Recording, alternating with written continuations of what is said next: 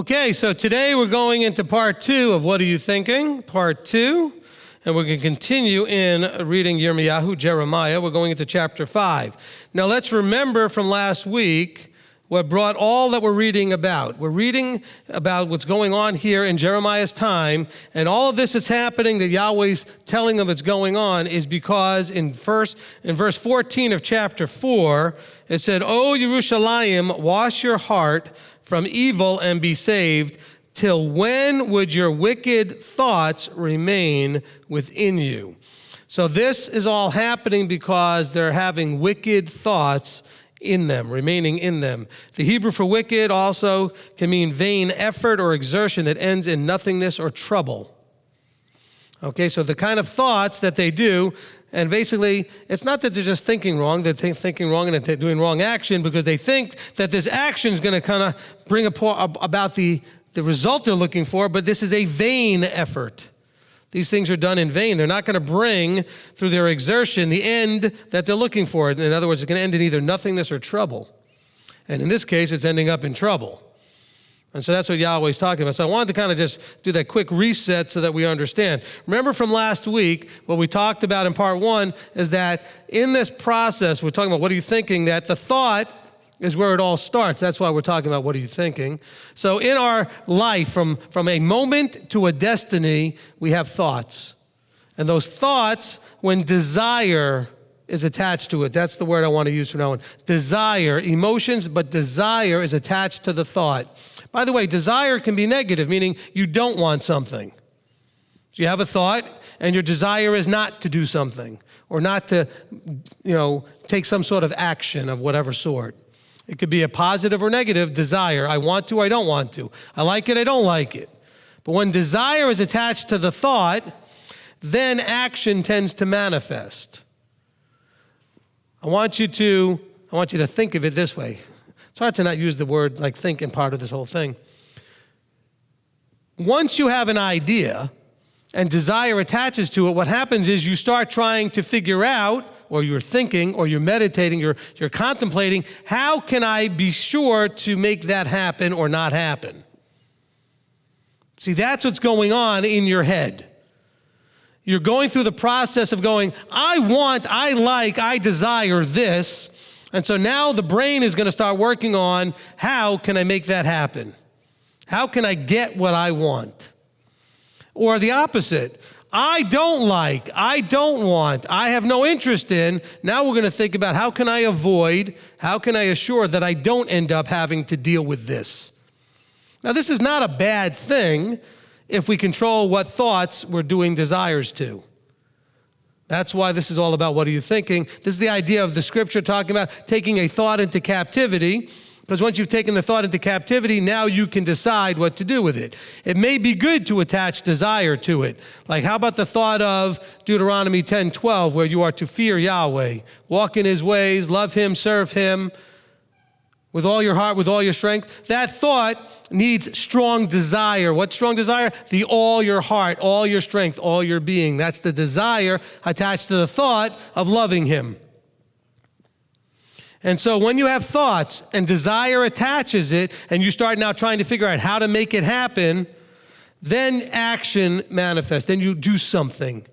Or in some cases, if it's a negative desire, a negative thought, you don't do something. Maybe that you should have, but you don't do something. Or it could be a good action of not doing. Maybe it's something where you say, I don't want to do this because I know I shouldn't be doing this anymore. Let's say you're a smoker and you want to quit smoking. You could attach a strong desire to quit. And then you'll quit. And so we could have that. Now, once that desire leads then to an action, if you do the action over and over again, it forms a habit, something you do without thinking very much. It's just a part of you now. You do those things over enough time, guess what? They take you somewhere. They lead you to someplace. We call that a destiny, so to speak. I don't want to sound all, ooh, a destiny. But it takes you to somewhere ultimately.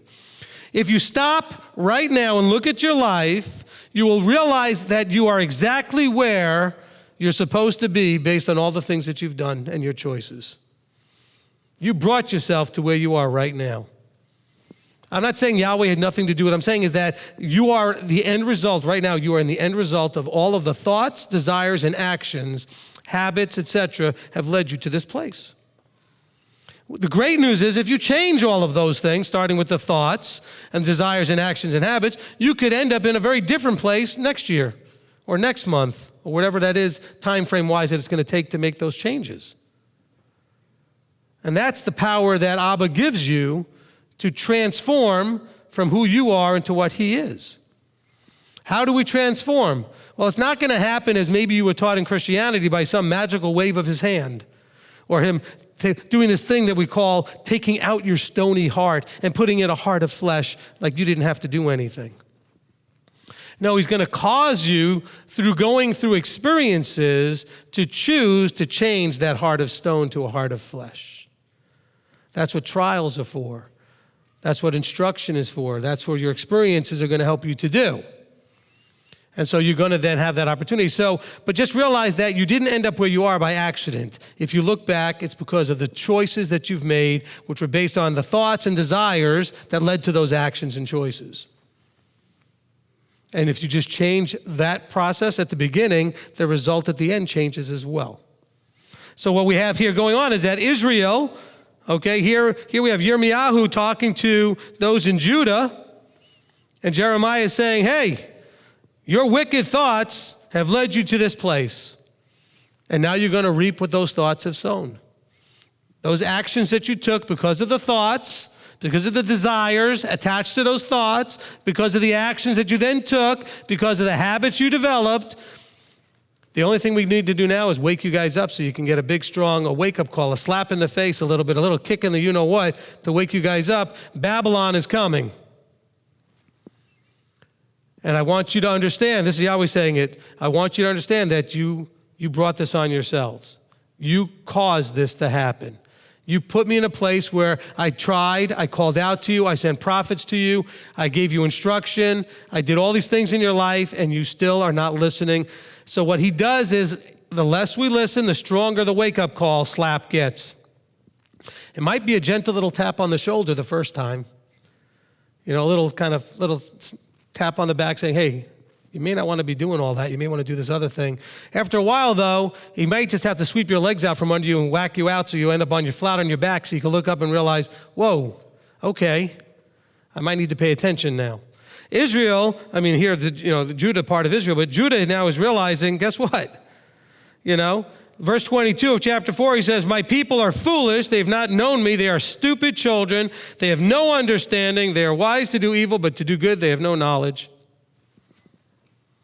That was where they had ended up because of their thinking process. Their wrong thinking with all the desires attached to that wrong thinking. And by the way, it's not just the thought itself. Once you have the thought, then that thought is going to accumulate and attract to it more thoughts, once the desire is there, to accomplish the thought. Because after all, you have a thought to do something, but it may need you to have other thoughts to figure out how to do it. And so now you're going to have all kinds of thoughts that are starting to accumulate and attracted to that whole desire to accomplish.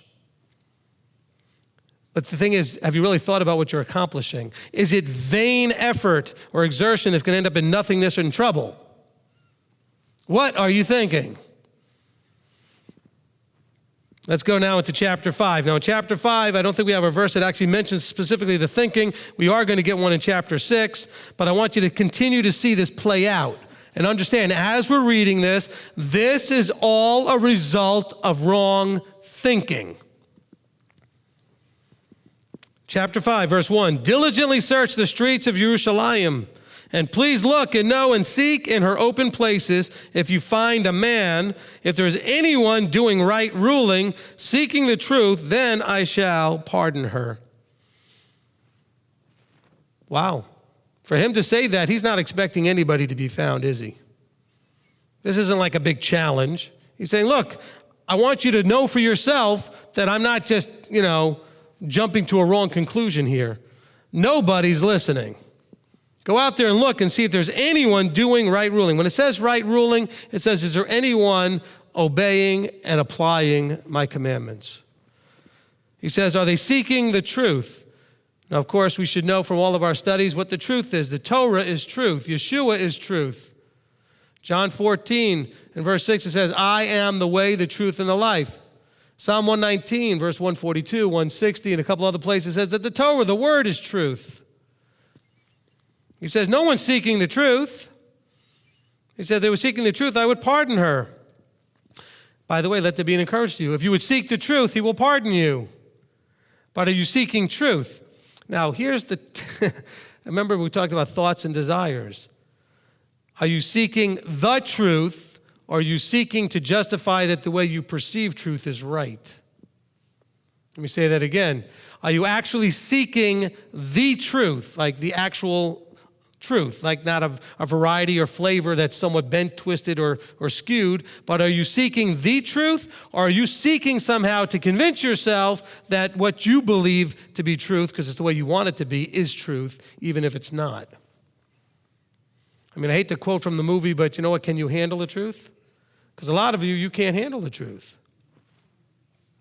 As a matter of fact, if we're going to call the truth the Word, the Torah, and Yeshua, and it talks about to rightly handle the Word or rightly handle the truth, are you handling Yeshua? Are you handling the Word? Are you handling the Torah correctly? Are you seeking the actual truth the way the truth really is? Verse 2, even when they say, as Yahweh lives, they swear falsely for certain. So what they're doing is they're saying, as Yahweh lives, and then they're going to fill it in with a declaration of this is the truth, or this is what I'm doing, or somehow they're invoking his name to back up and endorse their point of view, not necessarily his point of view. Verse 3, O Yahweh, are your eyes not on truth? Oh, yes. He's all about the truth. That's why he gave us his word and told us his word is the truth. He gave us his son and told us that the son is the truth. You have smitten them, but they have not grieved. You have consumed them, but they have refused to receive instruction. They made their faces harder than rock, and they refused to turn back. Do you not remember the verse in the Chumash, in the first 5 books? The verse that says, and if you do not listen, I will punish you 7 times more. And if you still don't listen, I will punish you 7 times more. And if you still don't, remember those verses? This is a fulfillment of that. It says here, you have smitten them, but they haven't grieved. Grieved. The grief meaning to realize I deserve this, I was wrong, and now I need to change. See, what we tend to do is point the finger at other circumstances or other people for the reason why we're suffering instead of owning it. You have to own it. You are the problem, not your neighbor, not your employer, not your children, not your parents, not all the horrible things that happened when you were growing up. The choices you make now, you are free to make whatever choice you want now. In every situation, in every moment, you are totally free to choose. That's why I put the teaching together called Making Decisions is the reason you exist. You're here to show and demonstrate how you make choices. And you do not have to make the same choices you made 5 minutes ago or yesterday or when you were 10. You can make different choices starting right this minute. You have that freedom. And so even though they were smitten, they didn't grieve. The rest of that verse could read, they blamed other things. They didn't take ownership. They didn't take responsibility. They didn't grieve. They whined and complained and pointed a finger. They didn't own it. He said, you have consumed them, but they've refused to receive instruction. They're still stubbornly not wanting to realize where the blame should go. You know, we had a little bit of a thing that came up the other day about dealing with desires, wrong desires, the lust of the flesh desires for things you shouldn't want or shouldn't have or shouldn't be doing. And I had to point out that it's not because you're not studying enough. It's not because you're not praying enough. It's because you haven't dealt with the fact that you still want to do it. Your desire is the problem. You need to then change the desire. And that's a thinking thing. You got to change the way you think and attach the right desires to those thoughts. You've got wrong desires, or you got strong desires attached to wrong thoughts. And so you end up wanting things you shouldn't want. So you wonder, well, I've prayed about this so many times and I've fasted and I've done this. How come I'm not being successful? Because you still haven't dealt with your desire problem. Why do you sin? Because you like it. I don't know what else to say. I'm not being condescending. That's why I sin. Anything I do that's sin, I do because it's what I wanted to do. You don't sin because you did something you didn't want to do. Man, I can't believe I just sinned. I really didn't want to do it. Yes, you did, or you wouldn't have done it. Let me ask you something. If there's something you really don't want to do, is it a little bit hard for people to make you do it? If at all possible, if you really don't want to? Be honest, right? If you don't want to do it, you're not doing it. So why do you sin? Because you want to. Not that you want to sin, you want to do whatever that thing is that is sin. You still desire it. You know, a lot of you suffer and you don't know why you're suffering. You're stressed, you're miserable. You know why you suffer? Because you haven't dealt with your desire. Your desire is the problem. So then you might say, well, how do I deal with that? We'll have maybe some more classes to teach about that. Somebody's like, well, what about right now? I didn't write that teaching today. But it all goes back into that's what led them to this place. They kept doing in the face of being consumed, yet they refused to be instructed by the fact that they were being consumed. Remember when we taught about the teaching on, what was it called? Baptism of fire. Okay? In that teaching, we talked about how trials, and also in the endure teaching, that trials are to instruct us. And so here they went through a consuming fire, a consuming trial, and yet they refused to be instructed. Why? Because they still wanted to do what they wanted to do. They didn't want what he wanted more than what you want. And as long as you want what you want more than what he wants, you're going to do what you want. And guess what? It's not going to go well. Because the way that seems right to you leads to death. There's a way that seems right to the man, and its way leads to death. We don't know where to put our feet. So here they are. He said they've been consumed. They still refuse instruction. They made their faces harder than rock, and they refused to turn back. In other words, they wanted to stubbornly just say, but I'm going to do what I want and somehow get a different result. That's the definition of crazy, by the way. They're going to set their faces and fold their arms and say, I'm going to keep doing it this way, and somehow he's going to be okay with it, even though I know he's not. And they set themselves. And that's when they get back to verse 2, when they go, as Yahweh lives. That's what they're saying. That's when you go things like, oh, Rabbi, I understand, but I'm sure Yahweh's okay with what I'm doing. That's you trying to justify to you. You already know he's not, but you're trying to convince yourself, and you want me to agree with you. It doesn't happen, by the way. Any of you have ever tried that? Know that I'll just look at you and say, first thing I'll say is you better be right, because if you're wrong, you're in trouble. If Yahweh is not okay with it, and you think he is and try to justify it, you're in double trouble. He says in verse 4, then I said, these are only the poor. They have been foolish, for they have not known the way of Yahweh, the right ruling of their Elohim. Now, he's not saying they didn't know informationally. I mean, he's talking to his people. He says in verse 22 of the other chapter, he said, my people are foolish. Here he's saying, here again, they have been foolish. Same people we're talking about here. So it's not that they didn't have the information. They didn't have the relationship with the information and the giver of the information. He says, my people, he says, they have not known or had a relationship with the way of Yahweh, the right ruling of their Elohim. They've not interacted with it. Look, if you would taste, and we've talked about this in a previous teaching, if you would taste of this, in other words, give it a chance, try it, do it, apply it in an open and honest effort, you might just see that it works. As a matter of fact, I can promise you and guarantee you that if you do it, over time you will see that it works. Because it works. Because he says so, and he's not lying to us. He tells us the truth. I've experienced it. You've experienced it, so you know. You've done some of the things that he told you to do, not all of it. And the things you've tried, they work. So you know. He says, but have you known the way? Have you really had a relationship with the way? You might have put your big toe in there, dipped your little pinky finger in there or something and played with it a little bit. But have you immersed yourself in it and really had a relationship with the way of Yahweh? With his way of doing things, with his process, his mindset. Again, we go back to Philippians chapter 2 and verse 5, where it says, let this mind or thinking process or approach be in you, the mind of Yeshua. By mind, I would include in the thinking, the emotions, the desires, all of that. All the stuff that goes on in your head. Let that mindset be in you. You need a right mindset. Your mindset's all messed up. Because mostly your thought is to try to figure out how you can get what you want. In other words, have your cake and eat it too. You want to be able to get your way, do what you want, and have it be pleasing in his sight. Doesn't work like that.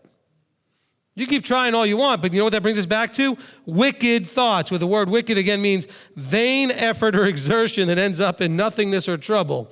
You trying to get what you want when it's different than what he said. Are we getting this? Look, we're only up to 4 verses here. It's been 20 minutes. Verse 5. Let me go to the great men and speak to them, for they have known the way of Yahweh, the right ruling of their Elohim, but these have altogether broken the yoke and torn off the bonds. So he's saying, like I would go to the great men and speak with them, but they've broken the yoke. Now, so they're saying these are men that have had a relationship, and they've broken the yoke. When you hear the phrase, any phrase that has the word yoke in it, all right, I want you to think of the metaphor of discipleship. When Yeshua says, take on you my yoke is light, it's a discipleship metaphor. Of course, you still have the metaphor of when you take animals and yoke them together to plow. But when you read it in Scripture, this is now talking about discipleship language. He's saying these men, these great men who had a relationship with the right ruling have broken off the discipleship relationship. They've torn off the bonds of that relationship of discipleship. So they're no longer being discipled. And discipling is not simply being a student. We've talked about this over and over and over again. Discipleship is an intimate, trusting relationship where the student implicitly trusts that teacher with their life, basically, to guide and instruct, and they're going to listen and follow without question. I don't want to sound cultish, that's Scripture. That's what Yeshua did with his disciples. I don't think his disciples ever argued with him. If they tried, he would have set them straight and said, no, if you're going to argue, you're not a disciple. Go hit the road. But then again, you got to remember that Yeshua is the only one who chose his students, his disciples. Normally, the student is going to vet to get to know the teacher before choosing to submit to that level of trust. And so he's saying here is that these great men, these men who were knowledgeable in the ways, they had relationship in the ways of Yahweh, they have thrown off and broken that yoking, the yoking with Yeshua in the form here of Yahweh in the Old Testament. So he said, I would like to go to them, thinking that they would be useful, but they've broken off the bonds. They've thrown off the yoke. They've detached themselves from this process. So they're not any use to me at this point. Verse 6, therefore a lion from the forest shall smite them, a wolf of the deserts ravage them, a leopard is watching over their cities, and whoever comes out of them is torn in pieces. For their transgressions have been many, their backslidings have been numerous. Why should I pardon you for this? Your children have forsaken me and sworn by those that are not mighty ones. When I had filled them up, they had committed adultery, and they thronged to the house of a whore. They were like well-fed horses, everyone neighed after his neighbor's wife. Would I not punish them for this, declares Yahweh? And would I not revenge myself on such a nation as this? How would you feel if you've had a deep relationship with someone, intimate, trusting, and then after you filled them, notice how this worked out. It says, and when I had filled them up in verse 7, I gave them what I promised them in the relationship. And rather than appreciate that, rather than use that to motivate them to be stronger in relationship, they got complacent, didn't realize and keep aware of where the source was of all of that stuff. By the way, that's where it comes, is a wrong thought, right? The thought was that somehow this happened outside of Yahweh's provision. Deuteronomy 8, where it talks about, and when you've eaten and are satisfied and make great houses and that accumulate all this wealth, do not think that your hands and your strength and your might provided it. See, it's a thinking process. It's a wrong thinking. And see, here, I think that's exactly what happened. Again, if you know Deuteronomy and then you're reading Yirmiyahu, your brain might go, when I filled them up, when they've eaten and are satisfied, this is exactly an example of what Yahweh's talking about in Deuteronomy, isn't it? They ate and they were satisfied. He filled them up. And then what did they do? They went over and did whatever they wanted to do because they didn't appreciate what brought this, what brought all the abundance. What brought it? The relationship, and in that relationship, the obedience, the trust obedience. Let's not just call it obedience like dictatorial. It's called trust obedience. I obey because I trust in obedience. It's going to do the three things that I've always taught you and that the scripture teaches you. It's going to bless me. It's going to keep me safe, as well as keeping everybody else safe. Because, hey, if I'm not stealing or committing adultery, neither are they. Everybody's safe. If I'm not, murdering, if I'm not doing these other things, everybody's more safe, right? And they're going to change me from what I am into what he is. I have to trust that, though.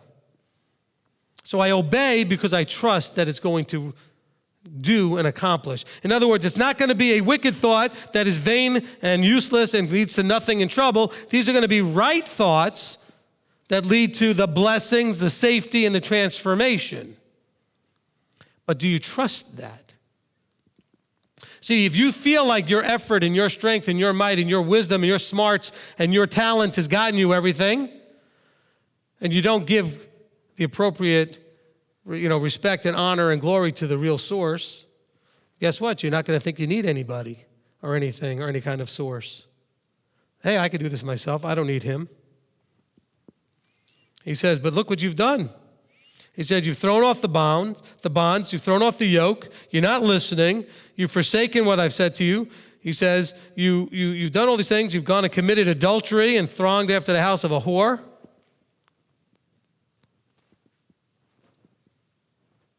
And what is the whore doing? The whore is trying to appeal. I'm using it as a metaphor. The whore is trying to appeal to your fleshly instincts, your fleshly desires, your immediate, fleshly pleasures. And so you're going after this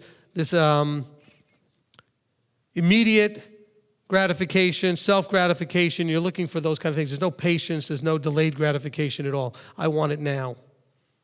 I need it now. I need to be filled with this overabundant joy, that whatever you think it is. And of course, it's false. It's fleeting. It's no substance. It's nothing there. As a matter of fact, it could lead to trouble. Go hang out with some whores and see if you don't come back eventually with some trouble. And so the people were not thinking about this. And of course, I'm using this metaphorically. It's not just a man going to a woman. I'm just saying when you do things inappropriate, things that are not the way they're supposed to be, that are going to lead to some sort of immediacy of joy, pleasure, or something that you think is going to be joy or pleasure, but it's empty. How many of you have spent the night, and you may have to think back to your youth, or maybe you're still doing it, where you've gone out and done things that you thought, hey, this is great and this is fun, and you came home and it was empty and it was regrets and it left you with a hangover and left you with whatever kind of thing, and it wasn't what you thought it would be. Anybody ever have that? Now we're in the past? Well, what about when you've done things that he says bring joy? Okay? Let's say you came to Shabbat. When you go home, does it leave you empty? Does it leave you feeling like it was a waste of time? Does it leave you unsatisfied? Does it leave you regretting anything? No. There's no bad aftertaste. There's no hangover. When you do Yahweh stuff that brings joy, what you end up with is joy. When you do what you think brings joy that is against what he has said, you may feel pleasure at the moment, but afterwards you realize it wasn't real. It was chasing after vanity, after vapor, like Solomon would tell you, chasing after the wind. Foolishness. And he says, in the face of all of this, why would I pardon you? Why would I pardon you? You forsake me. You go and do everything I tell you not to do. Worse than that, you do it claiming you're doing it for me and in my name and everything else from time to time. Not that everything you do that, but from time to time you'll say, oh, this somehow is honoring me. He said, but you're like well-fed horses that neigh after neighbor's wife. Think about it, like well-fed horses. In other words, they're well-fed by the one who's supposed to feed them, but then that's not enough. They want to go chase after something else. I want to ask you a question, because I know that this comes up from time to time. This goes to show you our insatiability, our not being able to be satisfied. We have this problem where we are insatiable in certain areas, especially when it comes to information. We want more. We want more information. We want to be stimulated over and over again in our thinking and learning and knowledge, and that's all that Gnosticism we still have in us. I'm not here to tell you not to listen to any other teachers, ever. But how many of you, when you find a teacher, that's not enough. I got to go listen to 16 teachers because I want more and I want more and I want more and I want more. And all you do is confuse yourself anyway. Do you think there were some of the students of Yeshua, not maybe the 12, but some of the other students that were like, oh, that's great, but let me go find other teachers too. I need more teachers, more stuff, more stuff, more stuff, more stuff. In other words, you can be a well-fed horse and still go, but I want more, but I want more. What else? Oh, somebody might say, oh, I've got this other teacher over here. I got this other religion. I've got this other belief. I got this other books that are not necessarily in the scripture. I got all this other stuff. Come over here, but you're well fed. Why do you need all this other stuff? That's if you're well fed. If you're not well fed, go find yourself someone to feed you. Because some of the people out there are still listening to teachers that leave them basically, all they're eating is junk food. It leaves you hungry. It doesn't satisfy. It doesn't bring the growth. It doesn't bring what you need. It's like saying, okay, I'm well fed, but what did you eat? Nothing but chocolate bars. All right, listen, I like chocolate bars. It's not going to fill me though. I can't live on that. I'll enjoy it though while I'm eating it. So I'm not saying you can't listen to somebody else and not enjoy it. What I'm saying is, if you have found, and I'm really not talking about me as a teacher, I'm talking about this as a teacher. I'm talking about Yeshua, I'm talking about the Word, I'm talking about Yahweh. When you find your teacher, why would you look anywhere else for anything else? Oh, but I know you do. Because a lot of you come to me and say, well, what do you think of this? And what do you think of that? I think that you're a well-fed horse that's looking over after something else. Stop it. But I want more. I want you to be honest. This is a tough one. All the stuff that you've already been given and fed, have you perfected it? If nobody's hand goes up to say they perfected it, then why are you rushing after more? Work on what you've got. Well, but I want more. But you haven't figured out how to do what you already know. How about figuring that out first? But I want more. Well, let's start with the problem. But I. That's your problem right there. The but is really the big problem. But. You know what? The sheep and the goats? You want to know if you're a sheep or a goat? If you're saying but all the time, you're probably a goat. But. Okay? Putting your head down and butting, knocking into things. If the teacher teaches you when you're reading the Word, or if you actually have a discipling relationship, and I hear you saying but, better knock that off. That is not the right approach. Because almost always after but comes I. But I don't agree. I don't like. All this I stuff. That's where that thought is hitting a desire, and that desire is trying to attach itself, and that's where you're setting yourself like harder than rock, making your faces harder than rock and refuse to turn back. That's where you're getting all stubborn. But, I. See how that thinking process can really mess you up? Rabbi, I was really curious, blah, blah, blah, about this. Well, here's my counsel. And then you get the counsel, you go, okay, but. Okay, but? Why okay, but? If you wanted just to hear what you wanted to hear, why'd you even ask? Okay, but. Future, I'm going to give you, I'm setting your expectation in advance for those of you that have never counseled with me. Okay? Don't call me for an opinion poll. I have no interest in giving you an opinion for an opinion poll.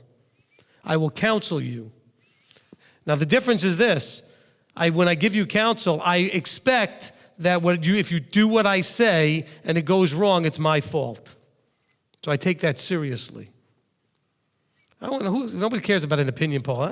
So I give you my opinion. I don't take that seriously or not. I mean, I have an opinion, you have an opinion, whatever. No, if you come to me, I'm going to give you counsel.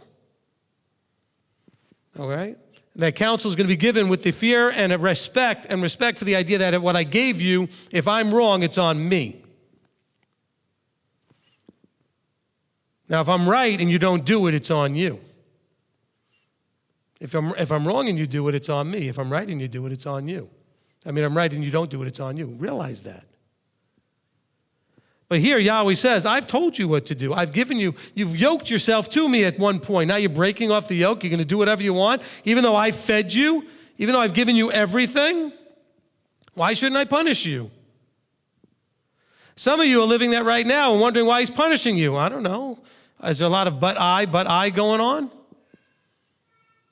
Are you doing what you want, not what he wants? Are you justifying all kinds of things and spinning things? Are you still doing your desire over his desire?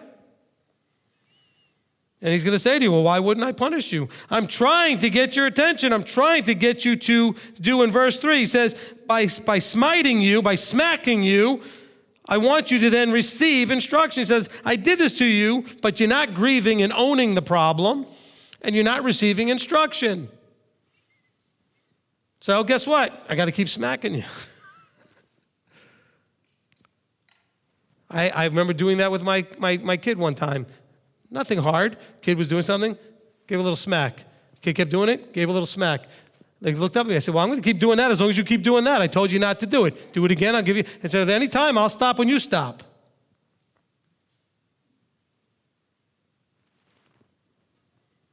I think Yahweh works the same way. He says, when you stop, I'll stop. He says, but I'm gonna have to do whatever I have to do to wake you up. Your way is not my way. My way's right, your way's wrong. By the way, that's about as black and white as we can make it. He's right, you're wrong. You want to be right? Be like him. That's the only way to be right. You are not right. Your thinking is certainly not right unless it's in line with him. That's when you're right. When you do what you were designed to do. He designed you to do it his way. But he also gave you free will, which made you have to figure out, through the tempting of the enemy, to figure out that you have to prove to yourself that your way actually doesn't work. And he gives you that latitude. He gives you that freedom to test and to see that your way actually doesn't work. So he's okay with that. You can test it and go out and see. It's when you stubbornly refuse to receive instruction, when you stubbornly refuse not to be grieved, to realize that the reason you're suffering is your own fault, then there's no reason to give you any more latitude. Because after all, you took advantage of it and it's not working. It's not doing what it's supposed to do. Because we need to know. We don't need to just blindly obey. He says, test me to see if when you listen, it works. But you can also test me to see when you don't listen, that doesn't work. And you see, it doesn't work, works. You have that freedom. You know, doing something against what he says isn't going to doom you forever. But when you do, don't you realize that it doesn't work? Maybe short term, it might look like it's working, but ultimately it doesn't work. You should know that. Doing it your way and not his way never works long term. And that's not because the book says so. It's because I'm 54 years old now. I've lived enough life. I'm not old by any means, but I'm not 20 either. I've lived enough life to watch and see when things work and don't work over a period of time. That's why teenagers, they don't understand anything, because they haven't lived long enough to see. They think they know everything, but they don't have enough of a perspective. They have such a small window of perspective. Only 13, 14, 15, 16 years. I think my denim jacket's twice that old.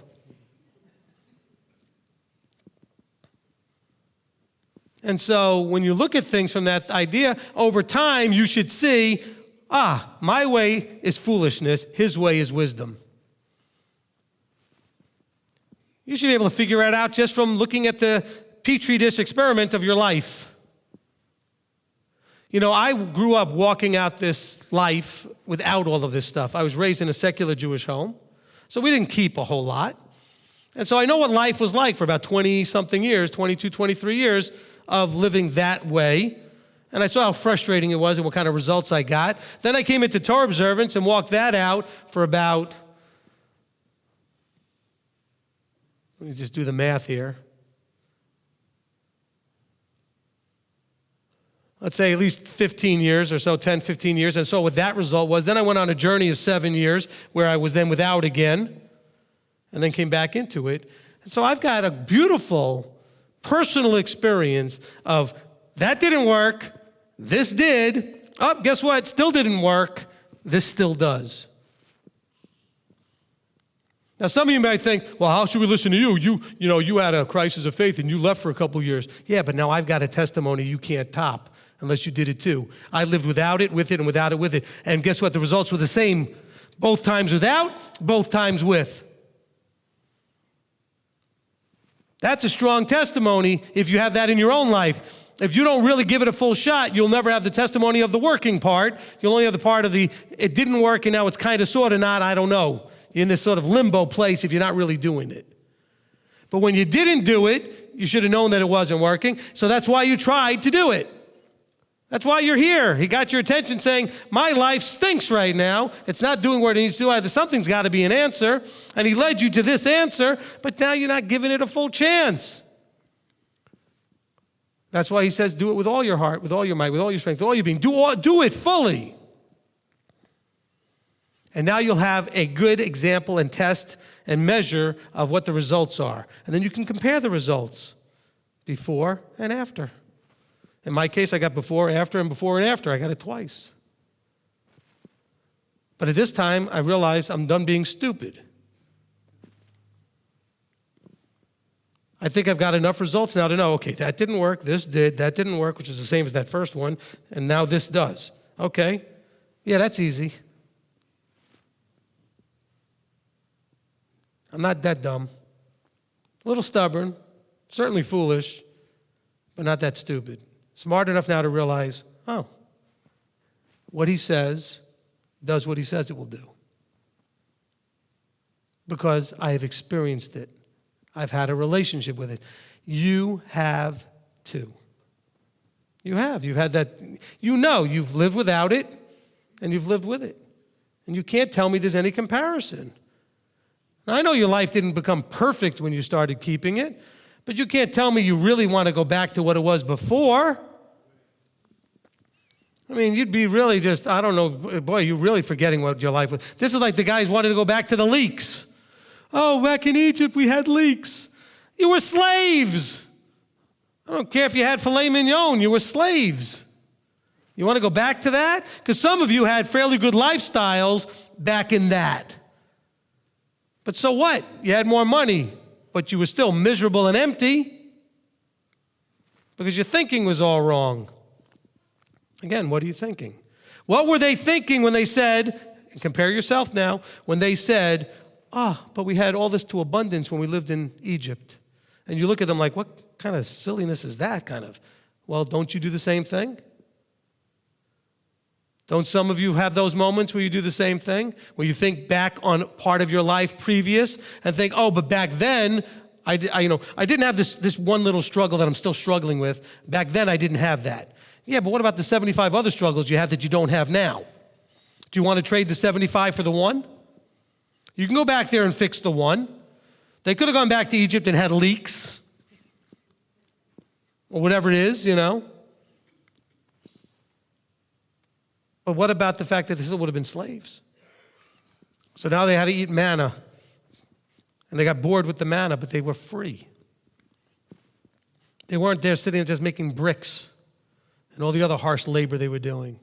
They were living. They were free to enjoy each other and their Creator. And they lived quite well on the manna. Oh, but I want variety. You know what? What do you see in all of these things that we're going to see when you're reading the Torah portions? Right now, we're just barely got into Exodus. But as they come out, and then we see the rebellions and the other foolishness, it's the I. Yeah, I know we're free now, but I'm thirsty. Oh, well, you gave me water, but I'm hungry.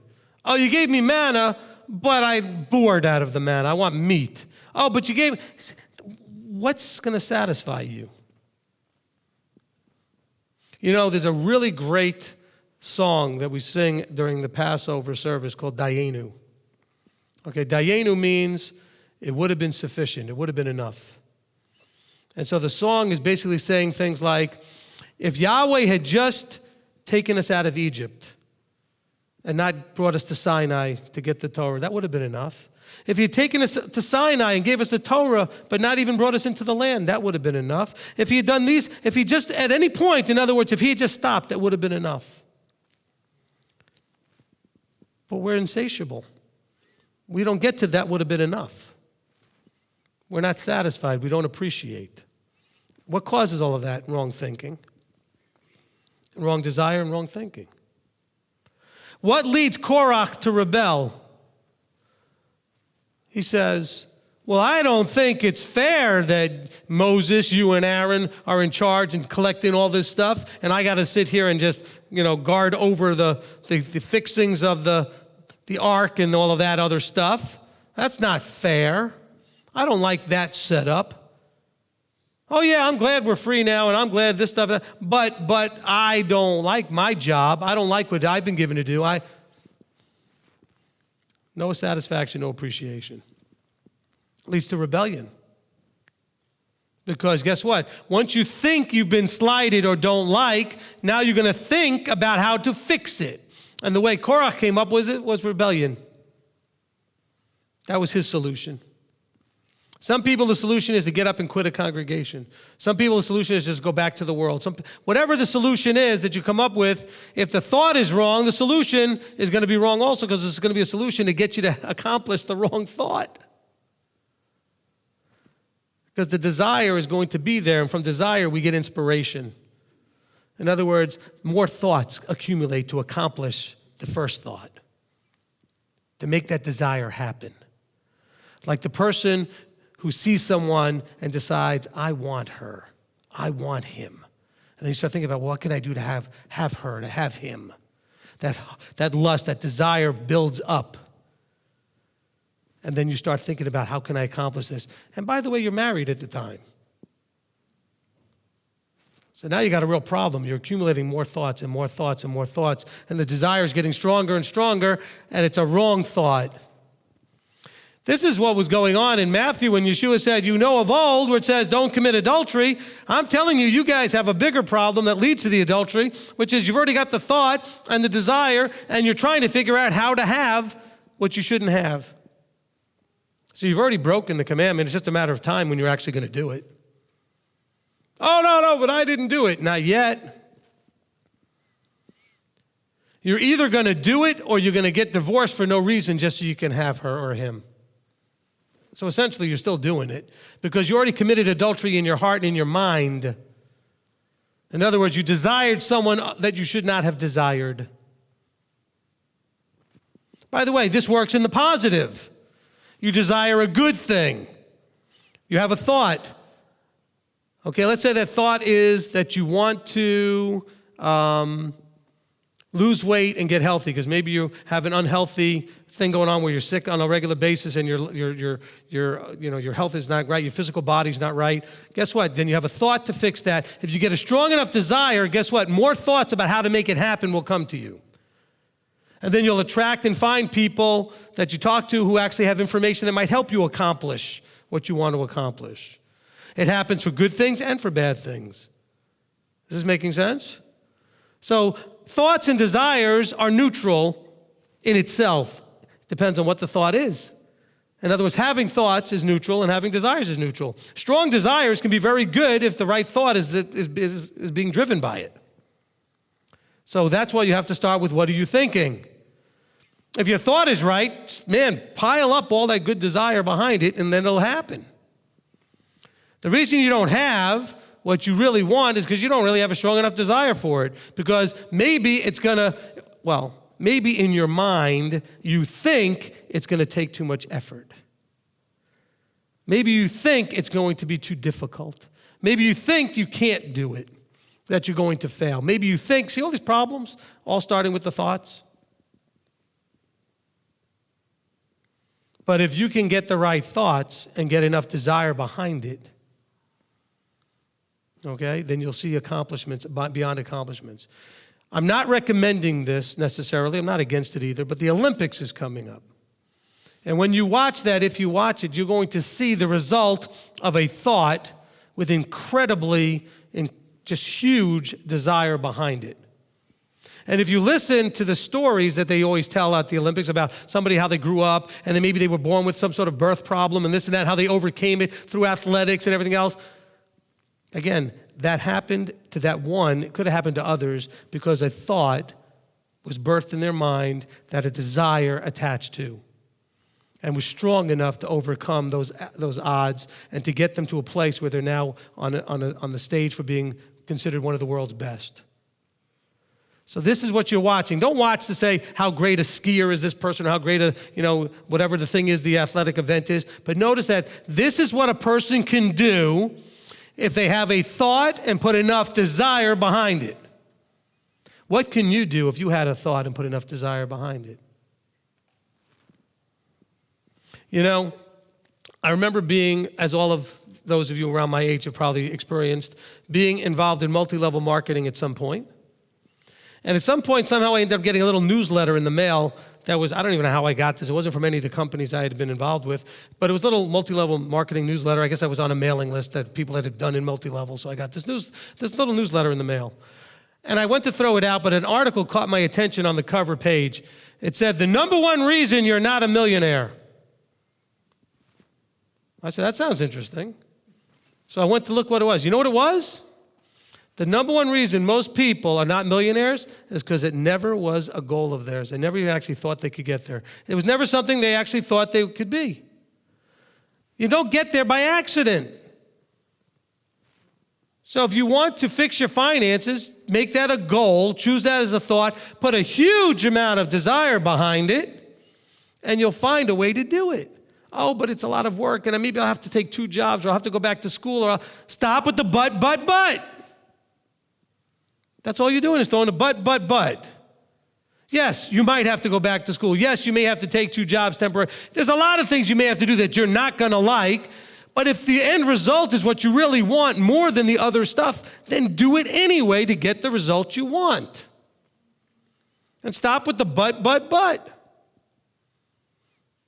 Remember, you're exactly where you want to be. Oh, but I don't want to be here. Well, you want it more than you want to do anything about it. If you want to do something about it more than you want it to be where you are, you do something. Does it make any sense? You have a desire problem. You don't want the right things enough. You're comfortable enough in what you don't like that you say, well, I want to fix it, but fixing it's much more effort than just sitting here miserable, so I'll just sit here miserable. That's what you're doing. You got to get a much stronger desire. These people were miserable. He was punishing them. He says, look, I consumed you. I smote you. I did all of these other things, and yet you guys liked where you were more than you liked to fix it. You weren't suffering enough. When you suffer and it finally gets you to change, praise Abba for that suffering. Because without it, you wouldn't have changed. But finally, he smacked you hard enough and knocked the wind out of you hard enough and slapped you onto the back so you could stare up at him and finally say, okay, I'm listening. That's what we're reading about here. And Jeremiah is trying to tell them, Yahweh's having Jeremiah tell them, look, you're now going to reap all this sowing you've been doing, and I need you to own it. You need to go into Babylon. You need to receive your punishment, and you need to then figure out what got you there. What got me into this captivity? Own that, and then he can pardon you and help you to come out. Because then your desire can shift to, okay, Abba, I'm listening now. I want to get this right. You shift that desire so that it's focused on him. Hopefully we can make this make sense. I thought we were going to get to chapter 6 today. We didn't even get into 5-7 verses here. Incredible. All right. Where we leave off? Okay, verse 10. Verse 10, he says, go up on her walls and destroy, but do not make a complete end. Take away her branches, for they do not belong to Yahweh. So he's saying, look, in all of this is a metaphor for us. He doesn't want to utterly destroy. He's trying to prune, right? He says, cut away those branches. Does this not sound a lot like John 15? Every branch that doesn't stay in me, I'm going to prune. I'm going to take away. We're going to cut it away. Okay, you read that in John 15. See, Yeshua said a ton of things that were already in here. By the way, he also said them as the one speaking here. The message has always been the same. He says, for the house of Israel and the house of Yehuda have utterly betrayed me. Now, you can't betray anybody unless you already had a relationship. So they had that relationship. And this is now a betrayal. So people talk about what gets you in trouble. Ignorance doesn't get you in trouble. You don't know and you're doing something and you don't know. No, it's when you knew and you did it anyway. That's what's going to get you the biggest trouble. He said, you betrayed me. He says, Israel and Yehuda, you have betrayed me utterly. He said, they have been untrue to Yahweh and said, it is not he. No evil comes upon us, nor do we see a sword or scarcity of food. They're sitting there going, hey, we're fine. I'm okay. How many times have you done that? Oh, no, I'm all right. And someone sees you with all the terrible things that are happening, all the misery, and you go, no, I'm fine. I'm good. I can handle this. It's all right. Somebody's trying to get your attention, and you're just not listening. You're just not listening. Now, didn't we do a teaching recently called Are You Listening? You see how that goes hand in hand? But they're having these wrong thoughts. The thoughts are, look at the thought process here. He says that they're saying, now listen how it is, they are saying that, let me get back to this, they've been untrue and they're saying it is not he. In other words, oh, this is time and chance. This isn't Yahweh getting our attention. Yahweh's not doing anything here. It's not him. He's not involved in all this. They're not owning the situation. They're also not owning or recognizing the source of the blessing as well as the source of chastisement. But we don't like chastisement. But I'll tell you what, you want to know how people are about correction? You can learn about it as a parent. You can watch your children. But come into ministry and see how wonderful that people take correction. You just come and spend a day or 2 or 3 or a week doing this job. And when the moment comes up, and it will, when you have to correct somebody, just see how joyfully they receive it. And how quickly they think you are the least and lowest and slime of the whatever. Oh, you're a controlling egomaniac, whatever, jerk, something. Go ahead, you see how well people take correction. And it's universal. It goes back, the same thing is here. The same thing's all the way back to, let's see, the very first correction we read about, Cain, right? Yahweh went to correct him. He took it so well, didn't he? We are not designed, for some reason, it's just not our natural default to take correction. Because we're trying to deal with this self-willed, this independent thinking, me. Well, I don't like correction. Therefore, I have to be mad at the one doing the correction. Deuteronomy, again, we're back to 8:2 and 3 and 4, where it says that Yahweh chastises or corrects all who he loves like a father corrects a son. Well, we don't like correction. But aren't we told about those who would embrace correction will then understand and receive the peace and the joy that is the fruit that comes from the correction? We have that New Testament verse, don't we? See, that's why when we read something like this, you're thinking, well, I read chapter 5 one day. I didn't get all that other stuff. That's why you're supposed to have teachers to help you see how you can connect these things. You can sit there in a verse and go, okay, what other things do I know that deal with that idea, deal with that? Now you're thinking correctly. Think about that verse and what connects to it, and have a desire to know what connects to it. And let Abba then bring the other thoughts together and the other verses. By the way, the Ruach, the Spirit, does all of this only if you put it in the first place. Because it stirs to remembrance, and you can't remember something you never put there in the first place. So maybe you need to study more so that it's there. See, almost all the quotes that I gave you today aren't in my notes. I wasn't planning to say Deuteronomy 8, verse 2, or later in the verses towards 8:18, where we get to the eaten and satisfied things. But as I'm reading it, the Ruach is stirring to remembrance. By the way, John 15 connects to this here with the branches being pruned. If it wasn't in there, there could be no connecting. But you have to have it in there. He says, verse 13, and the prophets have become wind, and the word is not in them. Thus shall be done to them. Okay, now we're going to see what's going to be done to them. Therefore, thus said Yahweh, Elohim of hosts, because you speak this word, see, I am making my words in your mouth fire, and this people wood, and it shall devour them. See, I am bringing a nation against you from afar. O house of Yisrael, declares Yahweh, it is an enduring nation, an ancient nation, a nation whose language you do not know, nor do you understand what they say. Their quiver is like an open tomb. All of them are mighty men. And they shall eat up your harvest and your bread, which your sons and daughters should eat. They shall eat up your flocks and your herds, and they shall eat up your vines and your fig trees. With the sword they shall demolish your walled cities in which you are trusting. All of that sounds wonderfully terrible. But what's the problem? They're trusting in their walled cities. They're not trusting in Yahweh. See? You have to stop and pause and recognize, key word, key issue, the walled cities in which you are trusting. You know what? If they would trust Yahweh, they wouldn't need walls at all.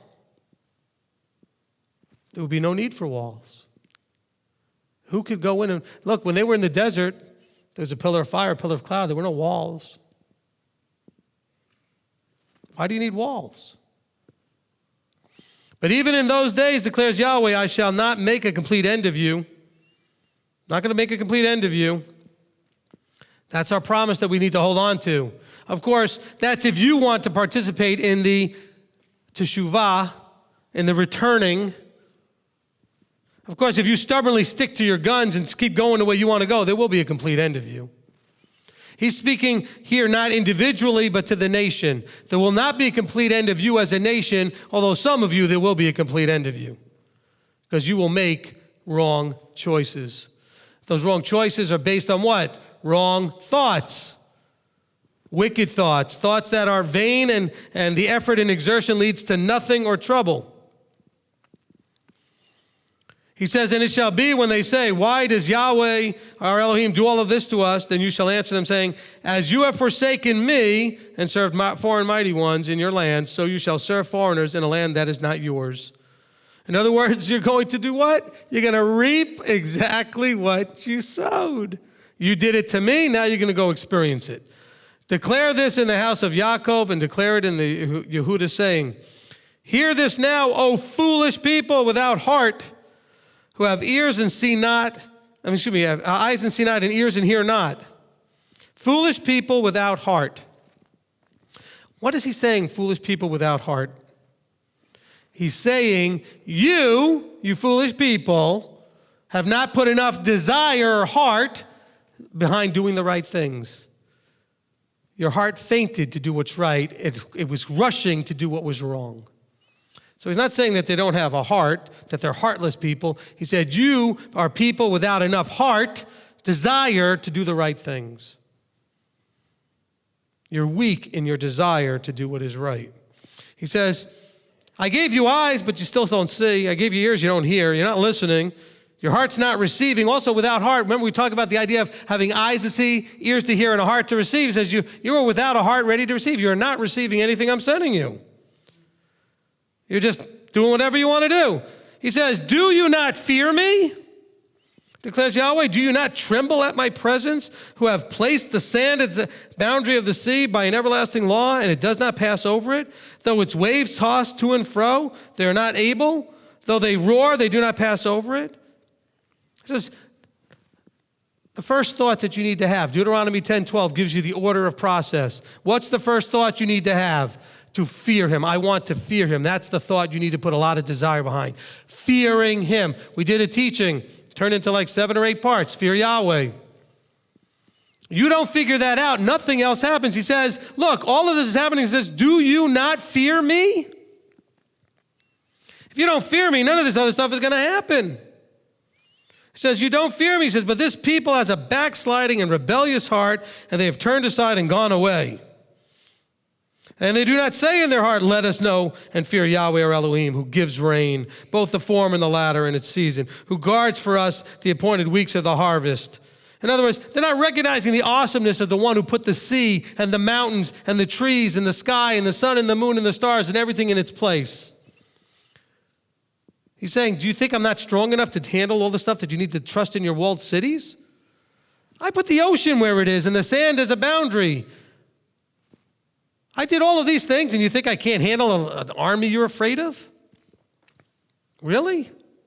Or you think you can't handle a job, you need a new one? Or maybe because you're being threatened with like losing your job because of the Sabbath and you're afraid so he can't provide you with another one? Whatever it is. So you sit there and do what you shouldn't do? Now, I'm not saying if you don't have a job it's because you don't fear him. I'm saying is you may be in a situation where the temptation would be to do something you shouldn't do, so you'd protect something you shouldn't have to protect because you're not trusting him to provide. Is that making sense? All right. He says, but do you not fear me? Oh, no. They're not saying in their heart, let us now fear Yahweh, who gives us rain, etc. He says, oh no, your crookedness have turned these away, and your sins have kept the good from you. From among my people are found wrong men who lie in wait. As one sets snares, they've set up a trap, they catch men. A cage is filled with birds, so their houses are filled with deceit. Therefore they have become great and grown rich. They have become fat, they are sleek.